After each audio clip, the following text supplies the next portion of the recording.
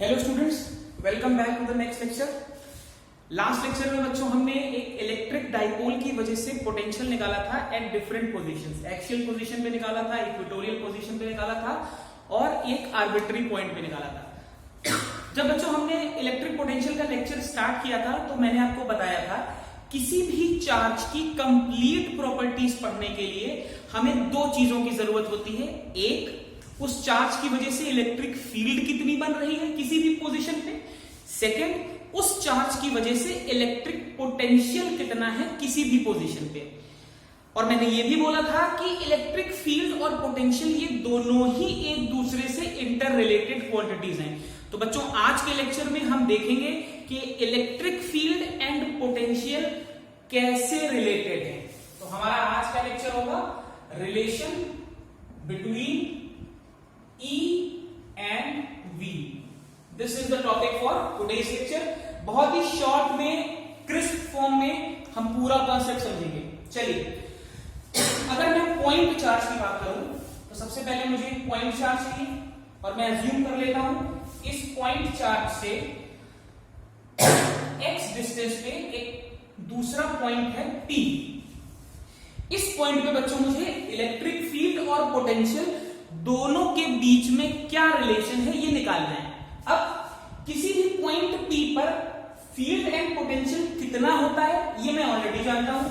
Electric field बच्चों कितनी होगी, 1/4πε0 Q/x²। डिस्टेंस मैंने x लिया था तो मैंने वहां पर x² कर लिया बच्चों।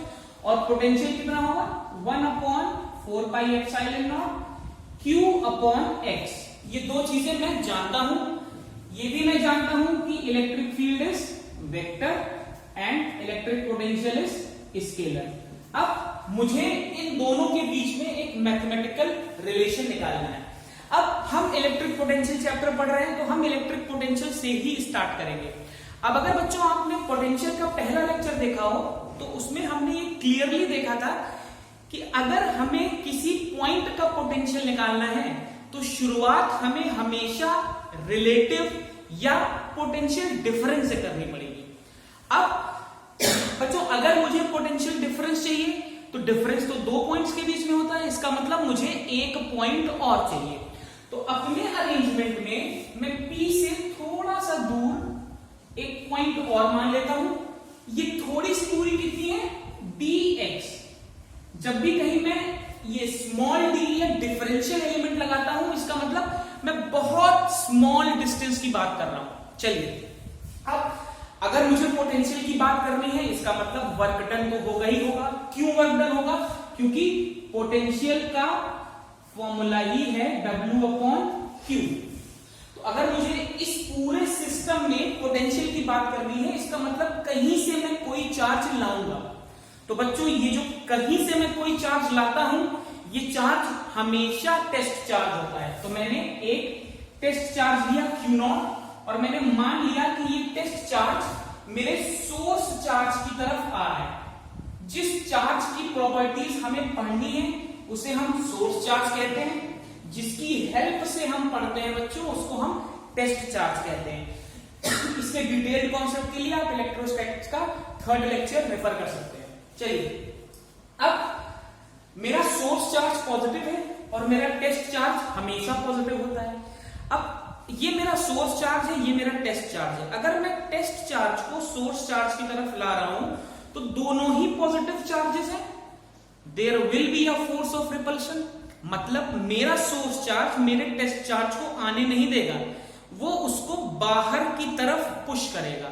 बट फिर भी मुझे अपने सोर्स चार्ज को टेस्ट चार्ज की तरफ अगर लाना है तो मुझे कुछ वर्क करना पड़ेगा।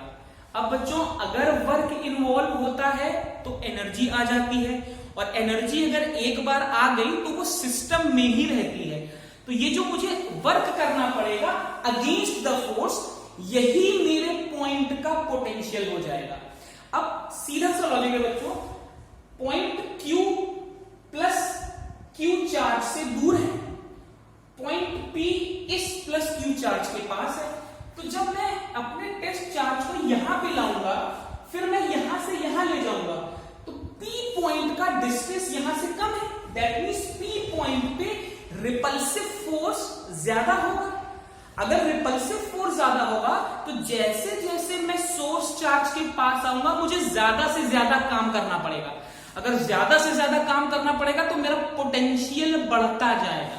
तो क्या मैं ये कह सकता हूं कि P पॉइंट का पोटेंशियल Q पॉइंट के पोटेंशियल से 100% ज्यादा होगा? बिल्कुल कह सकता हूं। क्यों ज्यादा होगा? क्योंकि P point plus Q charge के ज्यादा नजदीक है। अब अपनी कन्वीनियंस के लिए मैं इस पोटेंशियल को V मान लेता हूं बच्चों। तो ये पोटेंशियल इससे थोड़ा सा कम होगा, तो मैंने इसको V माइनस dV मान लिया। क्लियर है? इसमें कोई प्रॉब्लम नहीं है। अब P से Q तक जाने में work done in moving a test charge, ये बच्चों मेरा बेसिक डेफिनेशन है। चलिए अब यहां से देखिए, Vp माइनस Vq ये कितना होगा? W upon Q not. अच्छा, P और Q बहुत नजदीक डिस्टेंसेस हैं, तो मैं इसको डिफरेंशियल वर्क डन भी बोल सकता हूं, डेल्टा W बिल्कुल बोल सकता हूं। इसको मैं इक्वेशन 1 बोल देता हूं। क्लियर है बच्चों? अब मान लेता हूं इस पूरे सिस्टम पे मुझे F फोर्स एक्सपीरियंस करना पड़ा। ऑब्वियसली फोर्स एक्सपीरियंस होगा ही होगा, रिपल्सिव फोर्स होगा। तो इस रिपल्सिव फोर्स का डायरेक्शन है। इस फोर्स के अगेंस्ट मुझे अगर चार्ज Q को P से लाना, Q पॉइंट से P पॉइंट पे लाना है, तो कुछ डिफरेंशियल वर्क फिर करना पड़ेगा। तो बच्चों वो डिफरेंशियल वर्क कितना होगा? फोर्स का डॉट प्रोडक्ट डिस्प्लेसमेंट के साथ। भाई हम क्लास 11 में देख चुके हैं, W is equal to F dot D। Dot product है, तो जब डॉट प्रोडक्ट को ओपन करेंगे तो आएगा F D cos थीटा, जहां पर theta is the angle between the force and the direction of the displacement. अब बच्चों Q नॉट चार्ज को मैं इस फील्ड में मूव करा रहा हूं, तो Q नॉट चार्ज पे फोर्स कितना लगेगा? Q नॉट इंटू E, ये हम ऑलरेडी जानते हैं। डिस्प्लेसमेंट बच्चों मैंने कितना किया? Q से P तक dx इतना डिस्प्लेसमेंट किया। थीटा मेरा कितना है? मेरा फोर्स इधर लग रहा है बट मैं चार्ज को इधर मूव करा रहा हूं, तो मेरा थीटा हो गया बच्चों 180 डिग्री। तो यहां पर लिखूं cos 180 डिग्री। cos 180 डिग्री की वैल्यू होती है -1। तो इसको अगर मैं सॉल्व करूंगा बच्चों, तो this will be minus Q naught E into dx। ये मैं इक्वेशन 2 बोल देता हूं। अब देखिए इक्वेशन 1 में मुझे इक्वेशन 2 की वैल्यू रखनी है, तो मैं क्या करूं? Vp minus Vq is equal to minus Q naught E dx divided by Q naught. इतना ही आएगा बच्चों। अब Vp की वैल्यू कितनी थी? मैंने Vp माना था V और Vq माना था V माइनस dV। तो ये हो जाएगा बच्चों V minus dV is equal to ये टर्म। अब सॉल्व करें अगर इसको, तो ये आ जाएगा dV is equal to minus E dx, या E is equal to minus dV by dx। तो बच्चों this is the relation of electric field with potential. इस रिलेशन में ध्यान देने वाली बात क्या है? मेरी इलेक्ट्रिक फील्ड अगर बढ़ेगी तो मेरा पोटेंशियल घटेगा एंड वाइस वर्सा। मतलब अगर एक चार्ज एक ऐसे रीजन में मूव कर रहा है जहां आगे की तरफ इलेक्ट्रिक फील्ड बढ़ रही है, तो 100% पोटेंशियल घट रहा होगा। अच्छा, पोटेंशियल का मतलब संभावना। पोटेंशियल मींस एनर्जी कंटेंट, क्योंकि पोटेंशियल तो वर्क से आता है। तो दुनिया की हर बॉडी हमेशा मिनिमम एनर्जी स्टेट में आना चाहती है। तो जब मिनिमम एनर्जी स्टेट में आना चाहेगी तो ऑब्वियसली उसका पोटेंशियल कम ही होगा। तो अगर इलेक्ट्रिक फील्ड बढ़ रही है तो पोटेंशियल कम ही होगा। E is equal to minus dV by dx। अब यहां पर बच्चों दिस टर्म इज कॉल्ड, इसको हम बोलते हैं पोटेंशियल ग्रेडियंट। Potential gradient. अब हमें यहीं पर ध्यान रखना है, जब भी मैं पोटेंशियल का वेरिएशन डिस्टेंस के रिस्पेक्ट में करूंगा तो मैं उसे पोटेंशियल ग्रेडियंट बोलूंगा।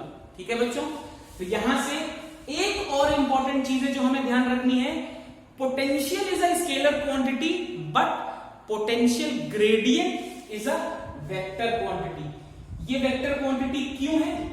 क्योंकि पोटेंशियल ग्रेडियंट इलेक्ट्रिक फील्ड पे डिपेंड कर रहा है और इलेक्ट्रिक फील्ड एक वेक्टर क्वांटिटी है, बीच में इक्वालिटी का साइन है। तो ये क्वेश्चन बोर्ड्स में बहुत पूछा जाता है, potential is scalar but potential gradient is vector why. तो हमें ये रीजन बिल्कुल क्लियर होना चाहिए।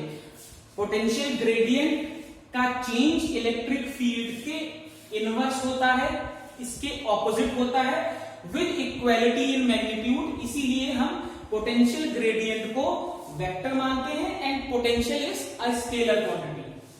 क्लियर है? तो इस लेक्चर में हमने देखा कि किसी भी चार्ज की वजह से किसी पॉइंट पर इलेक्ट्रिक फील्ड और पोटेंशियल में क्या रिलेशन है। अब बच्चों, अगर मैं इस रिलेशन को वेरीफाई करना चाहूं तो आराम से वेरीफाई कर सकता हूं। जरा आप अगर आप अपना एक्सप्रेशन देखेंगे तो मेरा एक्सप्रेशन ये है और मुझे रिलेशन दे रहा है E is equal to minus dV by dx। तो जरा मैं इस इक्वेशन को x के रिस्पेक्ट में डिफरेंशिएट करके देखूं, अगर मुझे E मिल जाए तो बहुत अच्छी बात है। तो मैं इसको डिफरेंशिएट अगर करूं dV बाई dx तो कितना आएगा बच्चों? 1/4 pi epsilon not into q। इतना पार्ट तो कांस्टेंट है और यहां पे क्या आ जाएगा? d dx of 1/x। तो d dx ऑफ 1/x आता है बच्चों -1/x²। तो dV बाई dx आ जाएगा -1/4 पाई एप्सिलॉन नॉट q/x²। और ये टर्म मेरा इलेक्ट्रिक फील्ड है, तो यहां से E is equal to minus dV by dx वेरीफाई भी हो रहा है। क्लियर है? चलिए, आई होप आपको समझ में आ गया होगा। अब नेक्स्ट लेक्चर में हम देखेंगे कि अगर कोई चार्ज पार्टिकल किन्हीं दो ऐसे रीजन्स के बीच में मूव करता है जिनके बीच में पोटेंशियल डिफरेंस है, तो चार्ज पार्टिकल पर कितनी काइनेटिक एनर्जी आती है। क्लियर है? आई होप आपको समझ में आ गया होगा। Please go through the lecture, अपने नोट्स लिखेंगे।